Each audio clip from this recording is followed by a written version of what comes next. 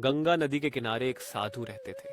वे न केवल विद्वान थे बल्कि उनके पास जादुई शक्तियां भी थी। एक दिन वे ध्यान में मग्न थे, तभी बाज की चोंच से एक चूहिया छूटकर उनके हाथों में आ गिरी। उसकी छोटी सी पूंछ व काली चमकीली आंखें थीं।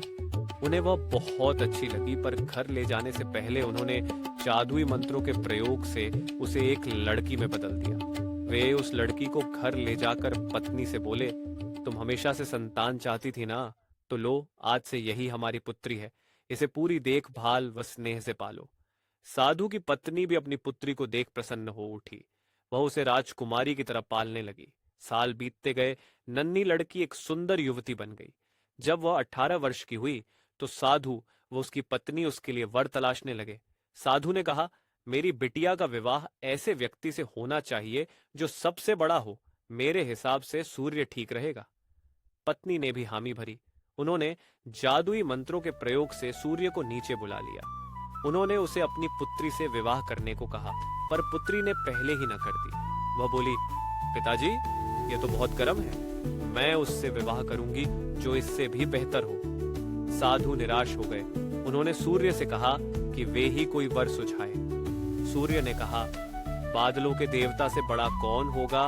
उनमें तो मेरी किरणों को भी रोकने की शक्ति है। साधु ने बादलों को नीचे बुलाया। वह अपनी पुत्री से विवाह करने को कहा, पर इस बार फिर पुत्री ने मना कर दिया। वो बोली, ये तो कितना बदसूरत है, मैं इससे विवाह नहीं कर सकती।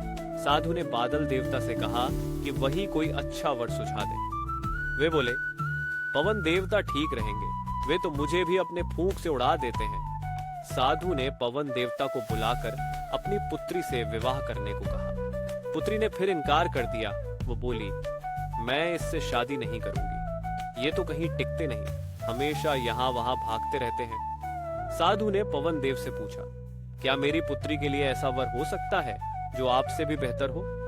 पवन देव ने कहा कि पर्वत देव मजबूत व ऊंचे हैं, वे मेरा भी रास्ता रोक देते हैं। साधु ने पर्वत देवता से कहा कि वह उसकी पुत्री से विवाह कर ले। पुत्री ने फिर से मना कर दिया। वो बोली, ये तो बहुत लंबे, सख्त व कठोर हैं, मैं इनसे विवाह नहीं कर सकती। इनसे भी कोई बेहतर चाहिए। पर्वत देवता ने चूहे का नाम सुझाया। वे बोले, माना मैं काफी सख्त, मजबूत व ऊंचा हूं, पर चूहे मुझमें भी आसानी से बिल बना सकते हैं। साधु ने चूहे को बुलाया। उसे देखते ही उसकी पुत्री खुशी से उछल पड़ी। हाँ पिताजी, यही तो है वह, मैं जिससे शादी करना चाहती थी। साधु ने सोचा, इसे ही किस्मत कहते हैं। ये एक चूहिया थी और एक चूहे से विवाह करना ही इसके भाग्य में लिखा है। उन्होंने जादुई मंत्रों के प्रभाव से पुत्री को फिर से चूहिया बना दिया। चूहा चूहिया विवाह करके खुशी खुशी रहने लगे।